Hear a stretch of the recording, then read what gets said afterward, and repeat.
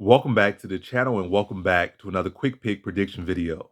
In this video, I'll be predicting the light heavyweight bout between Glover Teixeira versus Jiri Prochazka for the undisputed light heavyweight title. How I see this one right here is definitely very much on the fence with this one. I have been on the fence with this one, but ultimately I'm going to have to lean Jiri Prochazka.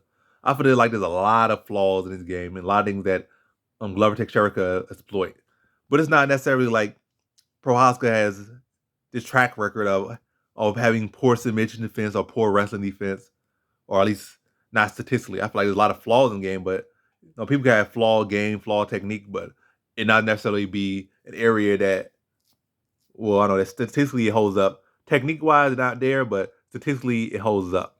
And I feel like that's what Prochazka. I don't feel like his wrestling defense is all that technical. I feel like his submission defense is all technical, but yeah, striking offense. Really, nothing about super technical, to be honest. Offensive, matter of fact, nothing about super technical. Kind of gives that chin a lot. Scrambles where it gives his back up a lot. In reality, it wasn't for the age and the fact that Glover Teixeira is talking about retirement. I would definitely lean Glover, but talking about retirements, 42 or 43, only getting older. And then with a young, awkward guy, and Glover has had some issue with these young, awkward guys. And we look at most people he have beat along this run have been older guys. Santos is like over 35 or like 35 or older. But Hovis is like 37 or 38. Then, you have what Carl Roberson, like non-factor at his weight class. Then you have Andy Smith. Andy Smith ain't old. He like 33, but still not necessarily the youngest guy. Now you're going with a young, hungry guy like Prochazka, who's 29, long, awkward. Because you could draw some parallels to Gustafsson. Gustafsson never really was the most technical wrestler, but he made it work. Long, wiry like Gustafsson. Prochazka's nonstop activity coming forward. I feel like it'll be a case where Glover Teixeira's going to come very close to finish him. Might hurt him, might be to get close to hurt him, but Prochazka being able to rally instead, pull a Glover on Glover almost. And yeah, it's gonna be. And from that point, it kind of be hard to take him down. He's moving too much, weird angles, long and unorthodox. Then start to press and break Glover Teixeira down. And I'm gonna say like a third round TKO, like kind of a third round TKO late, just overwhelming him with volume and the pace. Also, you can say another young guy he has for along this run was Nikita Krylov, and he beat him by a very close decision, like very close.